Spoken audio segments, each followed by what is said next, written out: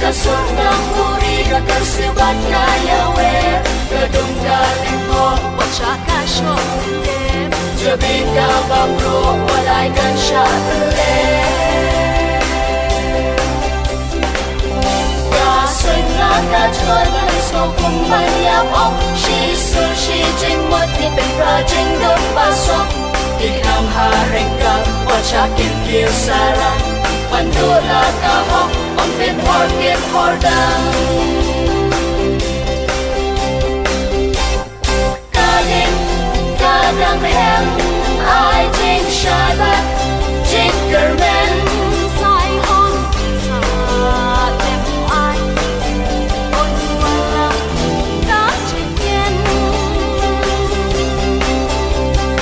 Amat Bayola Daring tidung Nghiên bình Bên mai thiên hoa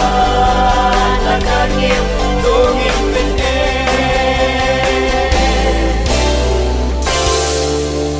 ca xây là chân lê là sao ta ca trong kia quay bắt lên là ca trong thế cả lòng ca ba ông đây